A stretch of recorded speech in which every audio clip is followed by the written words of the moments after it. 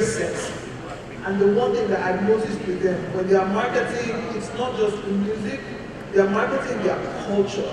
They are marketing the scenic, splendors of that part. And it tells in their film, it tells in their music. You talked about something, also get collaboration. How, the people from film, they use the music and they push it out there. They're selling the culture. How have you been able to tap into that? Let's come to the brass tacks. Is there money there? How does that work? Well, I have to disappoint you with first. Up till now in Egypt, you can tell that, and North Africa, you cannot tell that there is money there yet now. And the problem here is that for the past few years there was no ecosystem, as we were talking.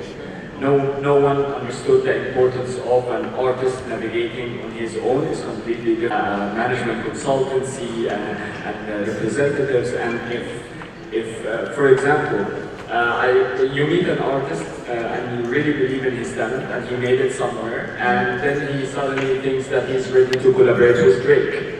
And you start hearing things and spreading rumors that I'm ready, but you're not ready. No one knows you yet. Having a few millions, it doesn't mean that you made it. It's completely different. There's always the say, we keep repeating it. What brought you here will not take you there. It doesn't mean that you're now, everyone in your whole homeland knows your name. It doesn't mean that you're ready to collaborate, because accessing and starting and establishing a communication with an artist from another country or another continent requires a very specific communication channels and languages. Yeah. You cannot start, for example, if an artist was from Morocco or Egypt wants to collaborate with an artist from Nigeria or anywhere in a continent, there has to be someone understand how to finalize the deal and formalize it in a way that both artists find it very beneficial for them. The way we started and got into it in Egypt was more focused on the authenticity of the culture. And we believe that the one thing that we have left here and in Africa, and we're ready to share it with the whole world with our new sounds and new qualities, is our culture. The more it's authentic, it's different. I believe it's still not communicated in the right way. And we're lucky we're working in something that is called music and entertainment, so we're navigating around the creative industry where we can find the right communication tools and use it to spread the music in the right way. Back again to the idea of the monetization and music cult, which is the topic. The way we did it in Egypt, it worked for us because the fans believe that this content is really well thought of. It's authentic, it represents what they feel as a fans listening to and watching this content piece. And also the artist himself started to understand that to have such results, it's not gonna work if I'm doing it on my own.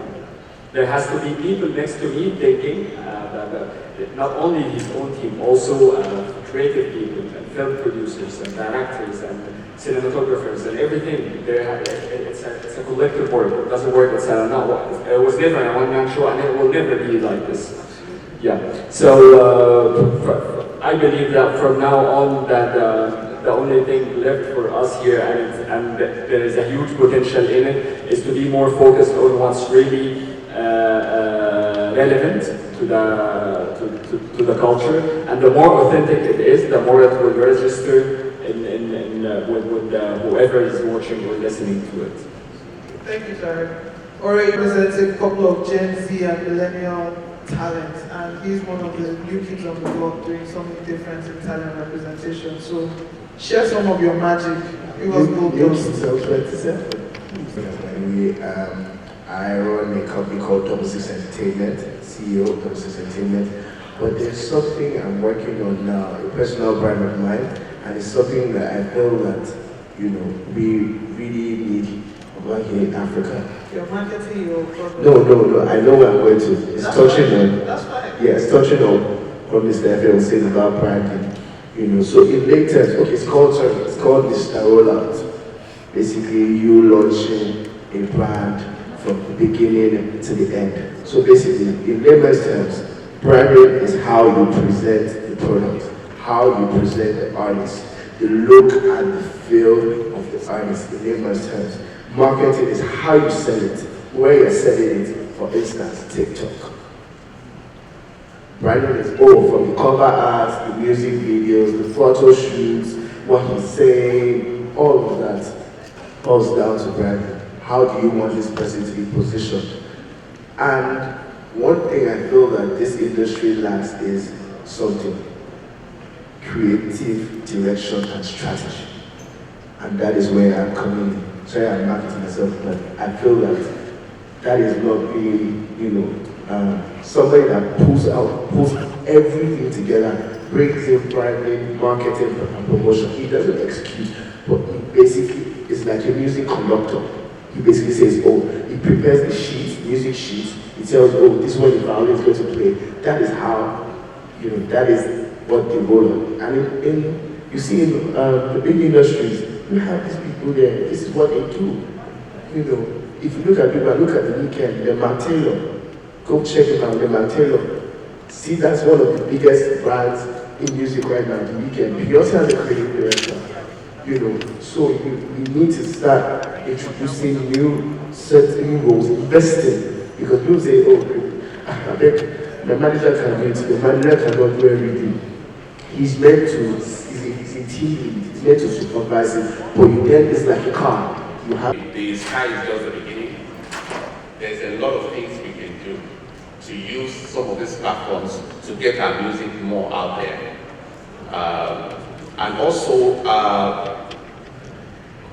I've seen an artist that used ads on social media to promote his music in such a fashion that he knows exactly who his fan base are. He has their email addresses. He talks to them almost every now and then, telling them about what he's doing. How has he been able to do that? Through Facebook ads, targeting people and telling them back, sending them this music and giving them free gigs. They call it lead magnets.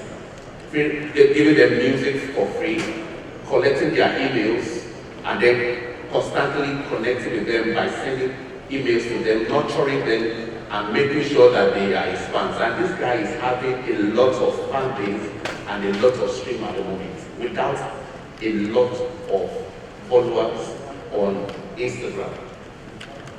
So he has been able to design a strategy for himself using Facebook ads. So there are so many other ways, like you said, TikTok, trailer, but the thing is, we just need to research more and do more to know how to better market ourselves in a digital dispensation. Thank you, Efe. We have Whiskey FC, we have the 30GB, we have the two Babas, we have so many. We've got talents that have a huge cult following, and the way they follow is very different. How? It's been a long time coming. We are not where we want to be, but neither are we where we used to be. I remember in 2014, we embarked on something called United Sounds of Africa Tour. Why did we do that? We were scheduled to go to 6 cities in the States. And we basically hooked up with a consultant and tried to set up a deal with Live Nation. We wanted to do proper venues and quotes. 5-10 years prior, a lot of rush activities touring in the US and the UK, and a lot of it were like what you probably would call backwater venues. In the States, my clients are performing somewhere, and I'm speaking with some US-based guy, and I'm giving him the name of the venue, and he's not even aware, right? So it's like we're here at Hotel, and somebody tells you, hey, there's a concert somewhere, my talent is performing, and you ask where, no disrespect, the guy says that it's something venue in Ajankari.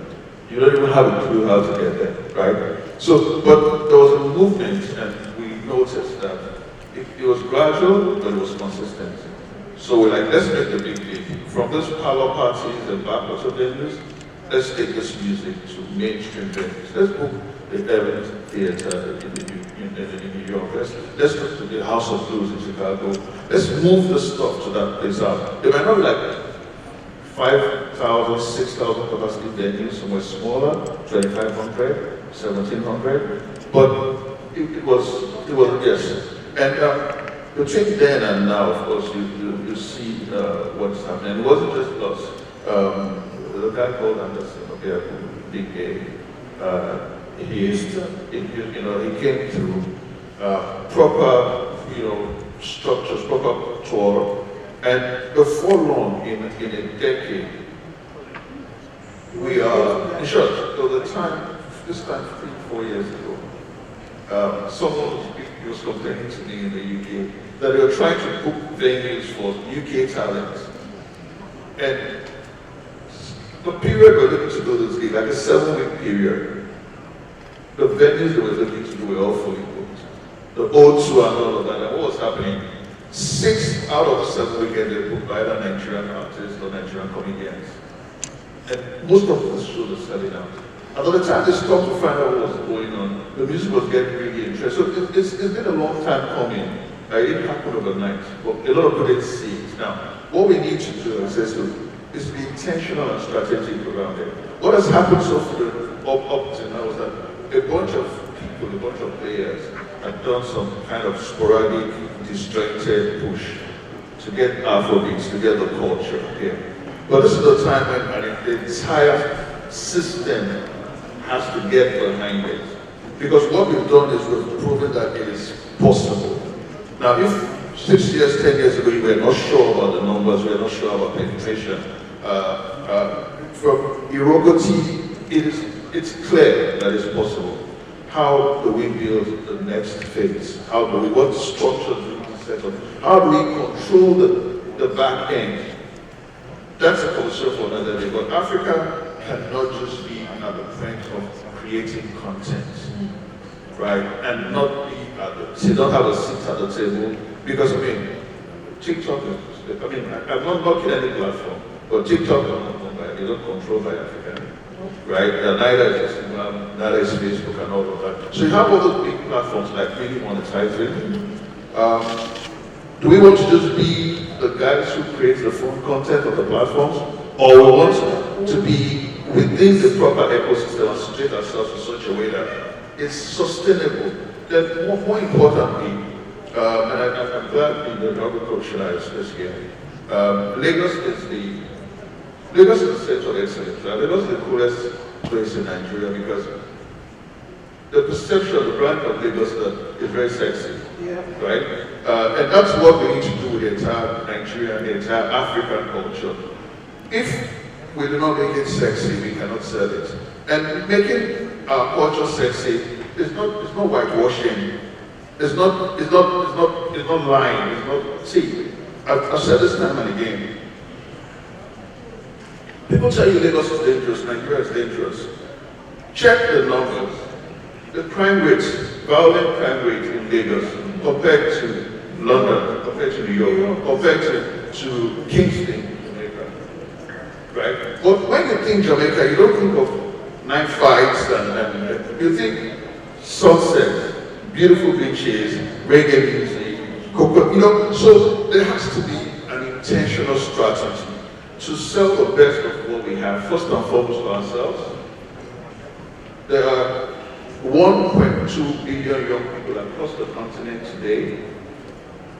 The smartphone penetration is increasing, data infrastructure is getting better. The market across the continent is huge enough to sustain an ecosystem, even if you didn't do a single stream into international, outside intercontinental.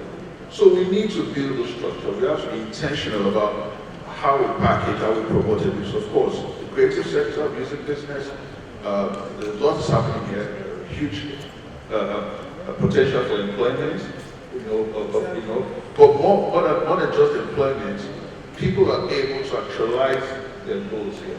And if you know the kind of issues we're dealing with insecurity, with violence, I'd rather be engaging young people, young Africans, in this space with digital solutions, with music, with fashion. I'd rather be, engaging the next generation of creative directors, of photographers, than be worrying about the politics of all of that stuff. Thank you. Thank you very much. Just to add to Tarek, and I'm sending this to you, trade, whether it's collaborations and all, I'm hoping that we can see you guys come. We're telling the stories of the pharaohs and their meeting Oduduwa's, descendants and all. This is the time for us to get in with each other. Please. There's something I'd like to add here is if we really help in changing a lot, then I think there will be a chance for everyone here to reach our real potential. Because from what you were saying is it comes all to, because I'm a man, I come from a film and creative background, and we all understand what communication means and what visual representation for any type of vision or image you want to reflect to the viewers, how you can do it. The problem here is that we are in Africa for the past 100 years. The way we've been perceived internationally was not based on what we really want to communicate. We were not the people who are creating the image for us on our own. But the good thing now is that I think we're ready to flip it, because now we know the power and the power of knowledge we have and our understanding of our values and strength. It's the time now to gather all this, and if we manage to, as you were saying, connect all these channels and countries and cities together and push it together, then nothing will be able to stop it, because creative industry, when it means music, then you're 100% confident about how the accurate, the right influence will be. And when I say influence here, it doesn't mean that we want to influence anything. Using the word influence, it means that you can use it to communicate the right message you need to spread to the whole world. Not only the world, also in any city. So I 100% agree on this, and I believe in it, and I think I'm happy that we're here today in Afrima 21, because I think it could be the start of something that we can all be proud of in the next year. Absolutely. Thank you so many of the ushers on the aisles that you're on. I'm just going to do a quick overview and run through of what the nuggets I got. I don't know about you, nuggets I got from this panel. So many rich and deep things.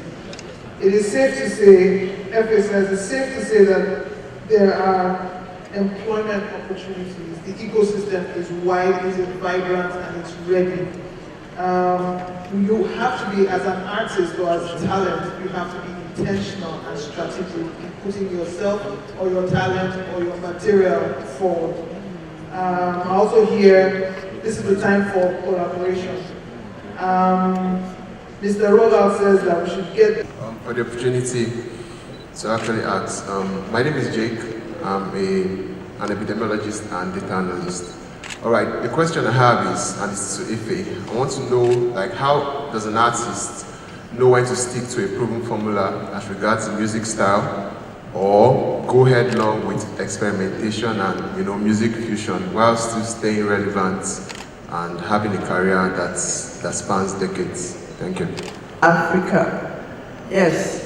My talk or question goes to Ife. My name is Princess Happiness Atuku. I'm the publisher of Celebrity Style magazine. Now, I enjoyed what you said, but my concern is about the youth. If you check around Lagos today, you see how the youths are behaving very, very abnormally. They are smoking too much, and our leaders are not looking at that. Now, my question is that I appreciate you a lot, and I want to see something happening to the youth. How are you going to get down to the grassroots?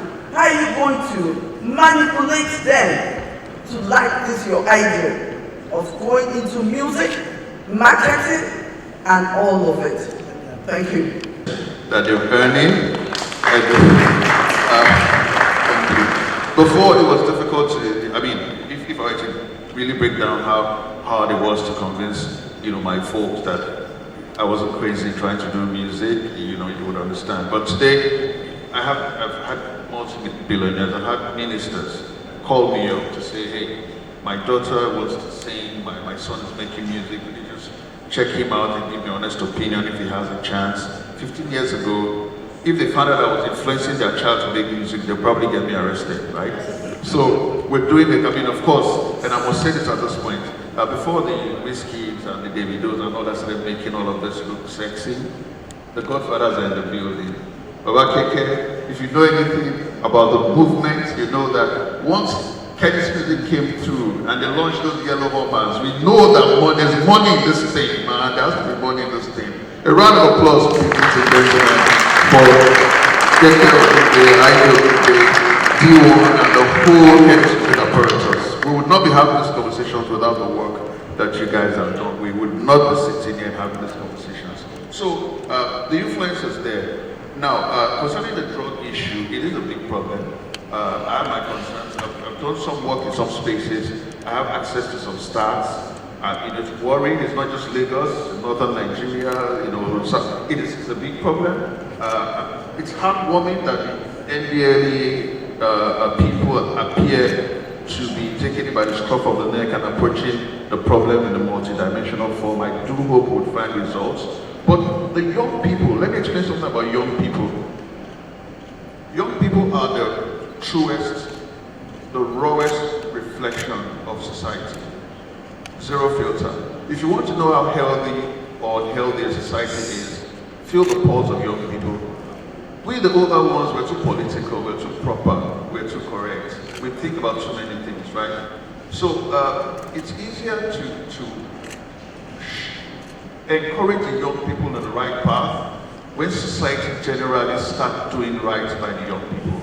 And I think that's a message to leadership. We need to do right for the young people of Nigeria. Thank you. My name is Baba Abe. I'm from Nigeria. I'm going to add some few questions, not even really a question, I'm just going to add some ideas to what you're talking about, the youth. Good thing the Commissioner of Lagos is here. This is going to be a free proposal for you. We have so many event centers. We have so many in all the local government. Can we get all our local government youth into all those local governments halls? And what I mean by that is this. Now, we have the halls that is busy over the weekend. Let this youth use that hall from those local government, practices whatever kind of a music and whatever kind of a things they wanted to do. In that, those local government they belongs to. And they will be taken out and they will be taken care of. We could get other people to partner with them and putting instruments there and all those stuff. Because those all is being wasted during the week. That's number one. Number two, and I can see that so many of our youths wanted to do something, but they don't have the space. In sports, they have the space if you go to National Stadium, or you just go in there to go and practice. But for the youth for music and entertainment, they don't have the space. So the local government should check all this thing up, give that all to them, let them use their places, and there will be something else in anywhere they are. And they could have events every day. You could go to somewhere, say, I'm tired, let me go to my local government and relax before I go home with those traffic and all this stuff. I just welcome everybody from Africa. Welcome to Nigeria and see more of you. Best female artist is Africa, and I'm so happy to be here. Well, my question might be a bit rude, but I'd really love to know and learn from Nigeria, it being a center and the heart of African music, as we all know. As a young artist in Uganda, we face it like so many challenges to have our music cross to other countries, and I would love to know from you guys that have had experience, know so much. Why is it so hard for music from other African countries to cross to Nigeria, the Western culture, and yet it's so easy for the Western music to cross to Uganda or East Africa? Because when we get back to Uganda, we are so welcoming, like we love Western music so much, and in every club you go to, you find that we even play more than our own music. We play Western music more than our own. Where is the problem? We would really love to know where the mistake is so we can learn from it and be able to have our music also played in Nigeria like Nigerian music played back in Uganda. Thank you so much. Thank you very much. A problem with understanding what you sing about. We love the beat, we love everything, but I can't relate most of the time. Yeah, so language to me is a challenge to playing what's your music, as far as I'm concerned. Okay. And also I think budget is also a challenge for most Ugandan artists. You don't have enough budget to really promote your music as you would like to go. We put a lot of money into our promotions in this part of the world, so you reach your end. So that's what The reality. That's what I'm basically trying to say in a nutshell. We know a lot of the artists that we might be together. Sorry, can I add? I think on an interview, and he was saying, when you go to I think in Atlanta, the Nigerians will go to a club and say, I'm going to spend $50,000 here today, except for you guys, you must pay me Nigerian music. And that's how in Atlanta he used it. This is just it. Anywhere you go, you find it in Nigeria, and I'm sure anywhere you go, you find it in Uganda. And that is what first let them feel proud of your music. I'm sure first of all, I said, we don't understand, but they understand, and they will show us, oh, this music, the way they will tell you about the music, trust me, and also sacrifice. Diamond Platinum will tell you he broke the back to partner with Davido, to collaborate with Davido, and because of energy, he brought to partner with Davido, and the way he pushed it, Diamond Platinum charges in dollars. Diamond Platinum is an international, he comes here and charges in dollars. And that will so happen for you guys too, if you guys take all these steps. Stay the course. Next question. In mother language, it's Shangana. So I want to disagree a little bit with the chairman there when he speak about language in music. We sing the song Yaba Buluko. So that song is trended all over Africa. So it's Shangana. I think no one understands what we say.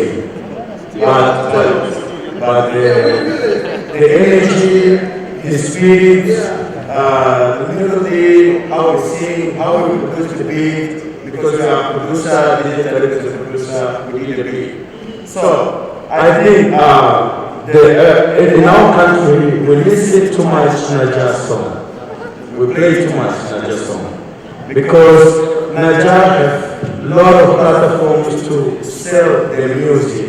We have Trace Naija, we have everything is Naija. You see? You have Trace music, you have at least 4 variants of Trace that appeal to different sectors of Africa. Yes, but Naija, you have very, lot of platforms than other countries. So I think they sell more music than so. But what I was going to say is, other problem we face is budget.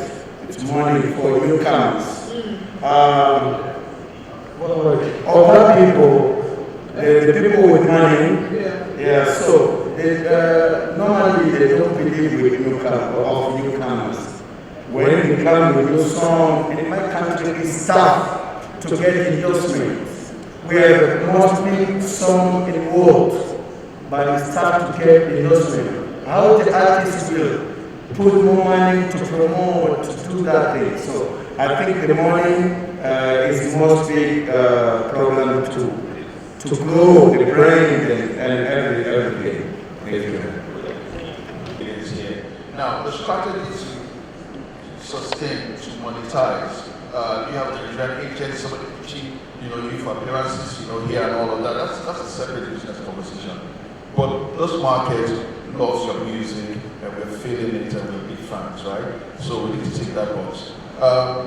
The other conversation about funding, I think I've never actually believed that funding is a challenge for the music industry anywhere across Africa. Now, and this is why I say, so see, people with money are looking for opportunities to double their money.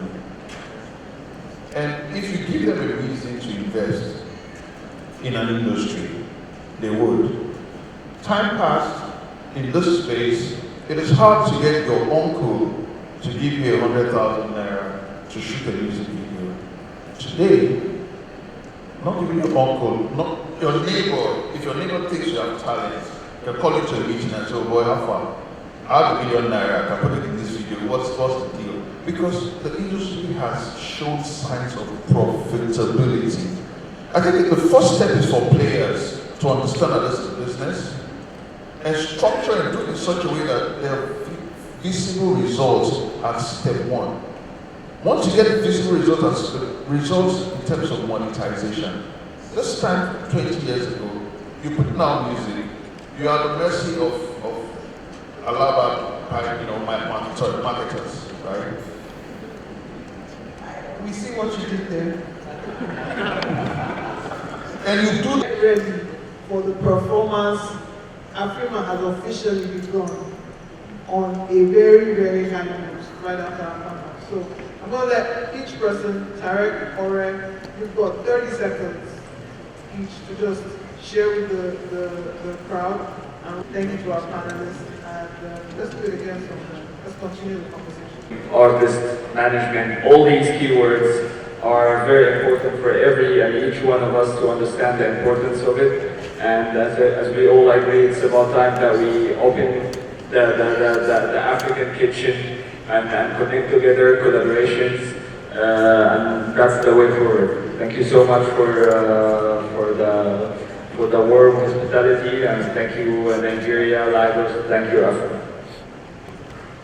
Tarek Nelson. So one thing is, you should build your own ecosystem. Nigeria didn't get here without us building our own ecosystem.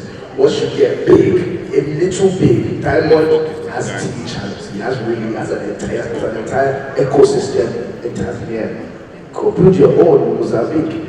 You're saying money is the problem. That little money you're getting from streaming, that look is one of the biggest songs in Africa right now, across the world. Neko from Somalia, I love the way you are. I think that's the name of the song.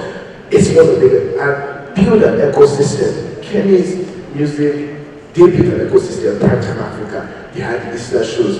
They built an ecosystem. So I think the future is building our own ecosystem. Don't wait for the government to come and do it for you. We have other things to do. Thank you. Okay, I think I want to pick one thing that Ife said, which was we have all these big companies across the world that we are using, and I think it's time for Africa to start looking at developing our own music technology in a way that we can compete with all these international platforms and generate an economy, in Africa that's sustainable for the Africans. Thank you. Thank you. Thank you. This is probably the best time in my entire life, the best moment. This is Africa's time. The opportunities are humongous. We can watch this fritter away and it just becomes something that we remember with nostalgia a few years down the road, or we can grab it and really establish something long-term and sustainable with it. Thank you very much. If you're not on vertigo, you're not ready for the future. Thank you. Don't get to see every single day, but you know how Afrima just switches things on. Ladies and gentlemen, welcome to T-Bron and Brett Pieces. I know! I love the rain!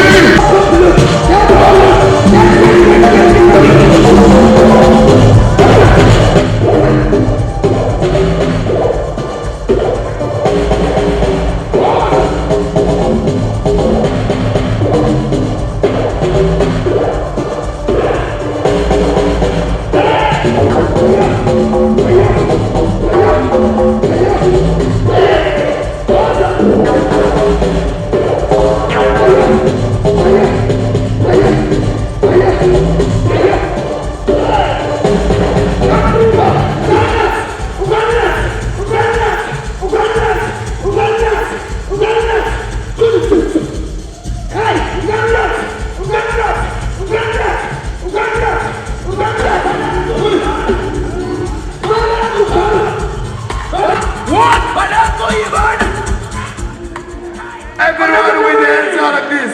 Tax Africa has won. Make some noise one more time. Biggest records in the country at the moment. All right, with business, we call them amateurism. Ladies and gentlemen, say amateurism. Okay, I like that. I like that.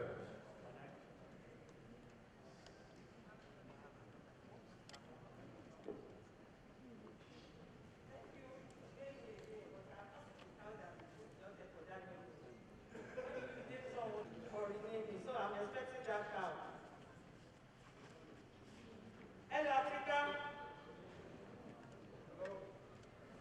Nigerians and Lagosians.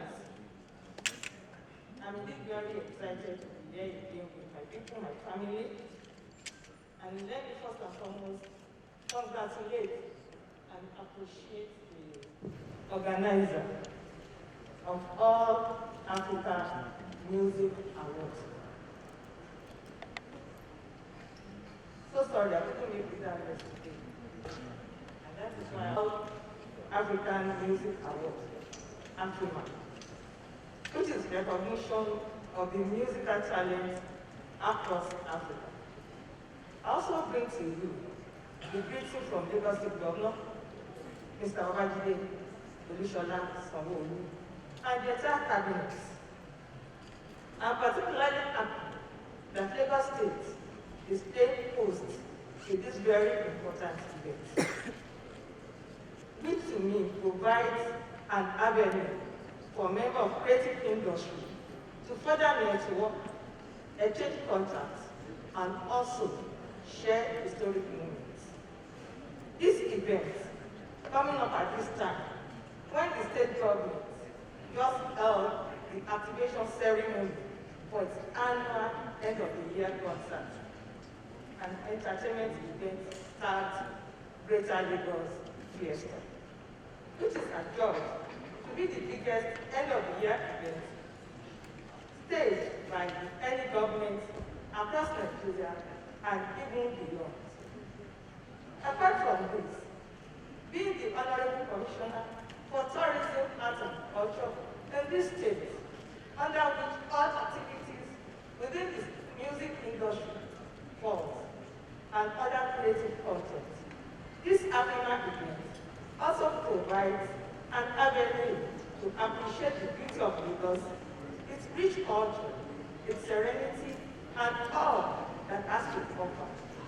That has to offer visitors and make them feel at home.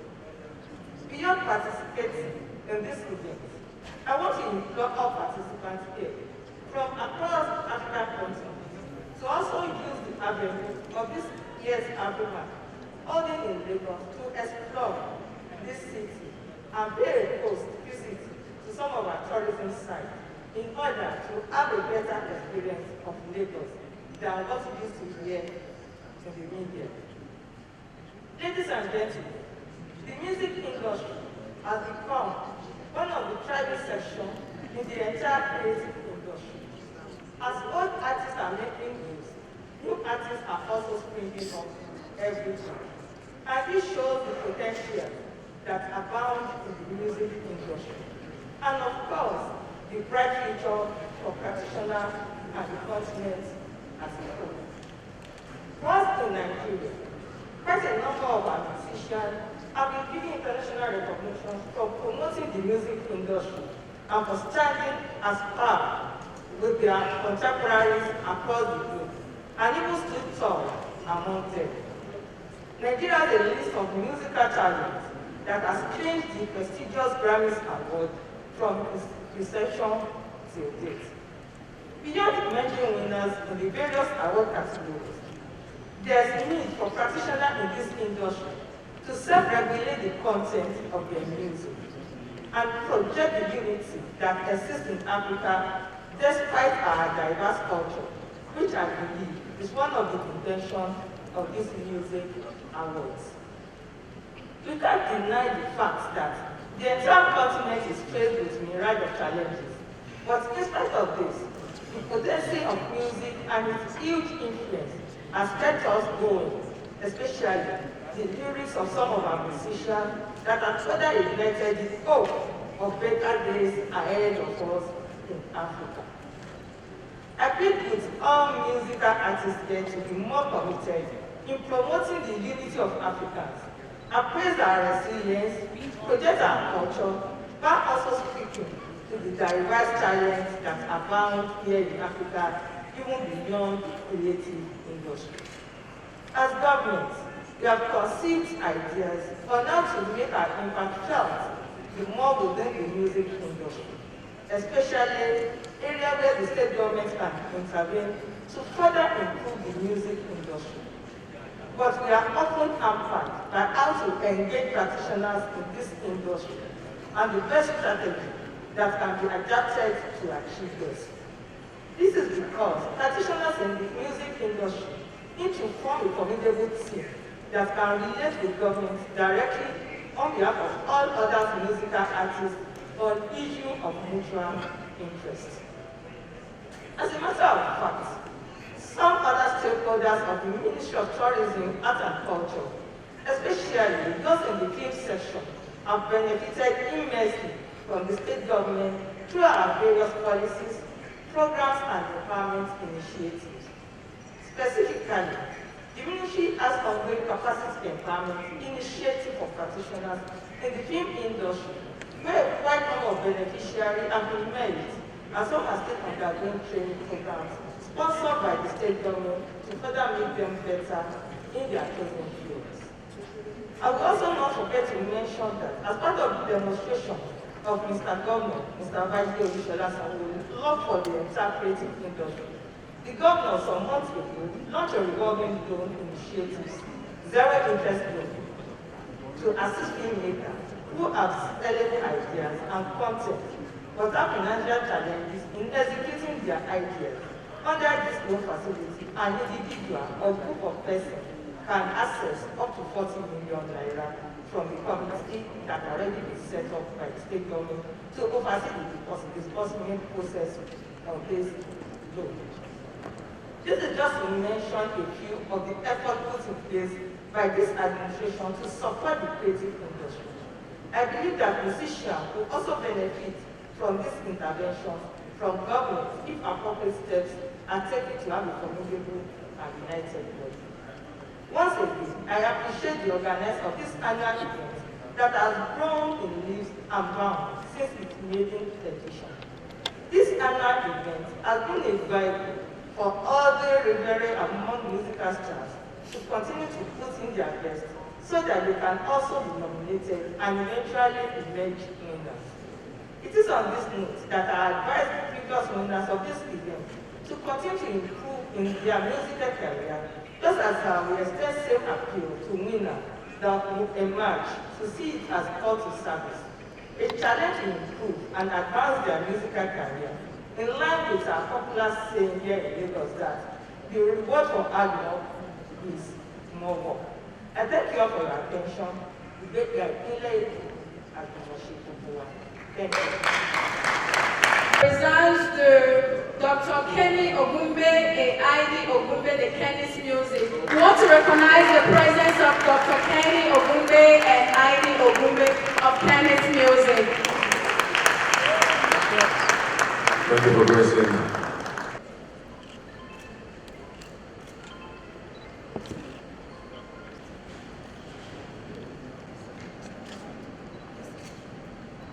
Also, while this is going on, I'd like the second panelist. That's the work that we do, that's what we're trying to achieve. And one of the things that separates us from most other organizations, I'm sure if I ask those of you, first of all, how many of you are familiar with one?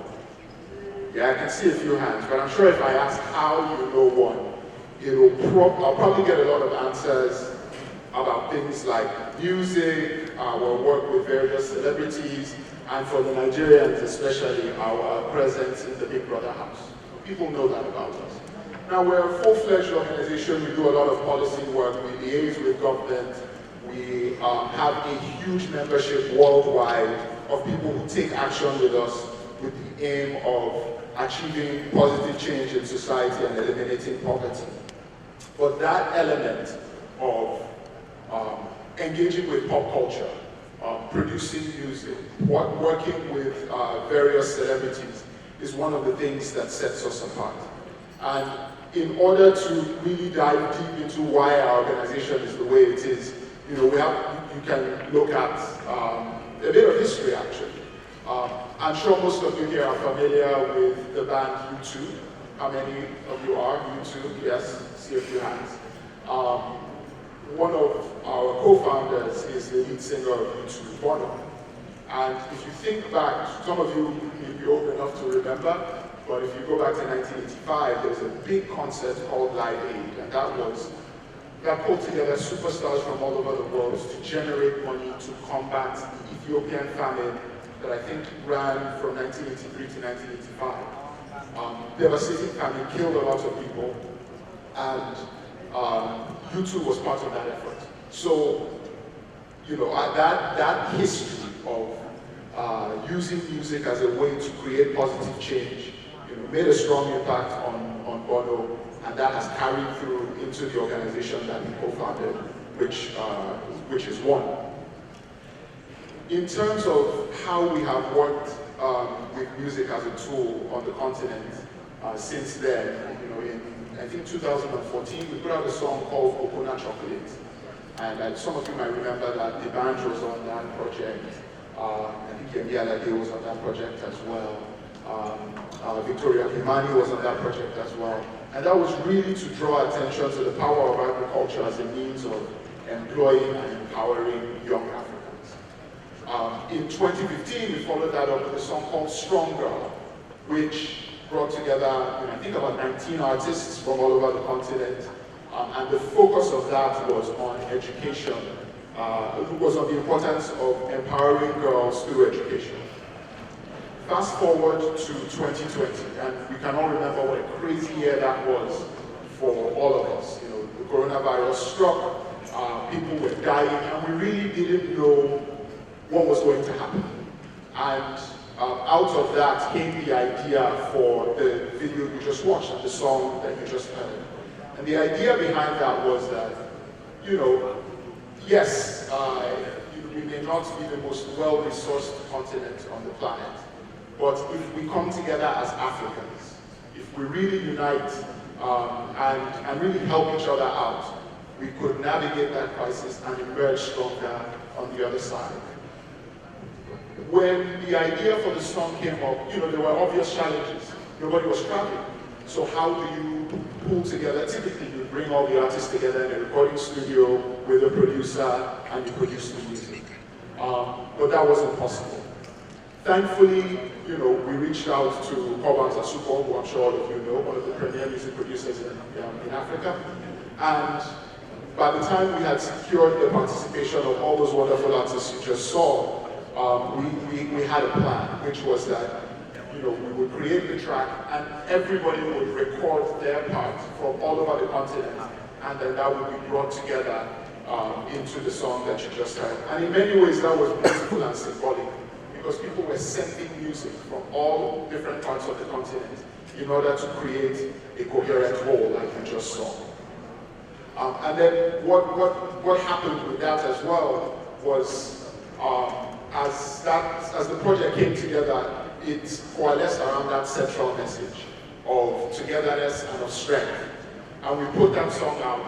And one of the things that I take immense pride in as an African is that if you look at the impact of the coronavirus all throughout the world, yes, we have lost too many lives in Africa, but Africa is one of the best performing parts of the world in terms of our response to the virus. Our health systems have, despite not being as well resourced as other parts of the world, we've been able to, come through this better than many other parts of the world. And a big part of that is collaboration between people all over the continent, health systems all over the continent, pulling together their resources, sharing knowledge, and really embodying. Because, over the past few years, we've been talking about, online, digital, like it's become a very primal part of our operations or, dealings as, the music industry. We've seen the introduction of, things like streaming and a good number of, activities that basically typifies the music industry going online. So I have with me Dakor, Joseph, Nikita, Said. Can you please help me with the pronunciation of the name, please? Come in, please. Okay, you can say Said. Said and Tolani. So one thing I find very interesting when talking about the music industry going online is the fact that, okay, in Africa, right, to an extent, we're still shuffling between, traditional rather and digital, because we're talking about digitalization of the music industry. I don't think we're at that point. I don't think we're at the point of maturity when it comes to digitalization, right? So I still like to juxtapose traditional and digital. We're talking about digitalization of music going online. So I think my first question would speak to would have some inkling with linking with the traditional. So my first question, I think I would like to ask Solani, so where do you think right now, at the moment, right, where we are right now in the music industry in Africa and digitalization, where do you think traditional promotion or traditional platforms like radio, where do you think it sits in the consumption curve? Thank you very much to Afrima for this platform. My name is Motolani Alake. I'm a journalist, lawyer. I work for Pulse Nigeria. So that question is, I was trying to censor it, so you could have given me a few seconds. Sorry about that. Sorry. Traditional media is not exactly dead.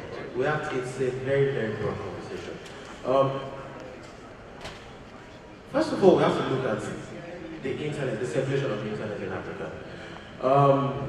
in West Africa, the circulation of internet is not very good. Yesterday, Surfshark released a study of internet penetration across the world. They studied about 110 countries, and at the base of it, about the last 5 countries, most of them African countries. Nigeria was 105.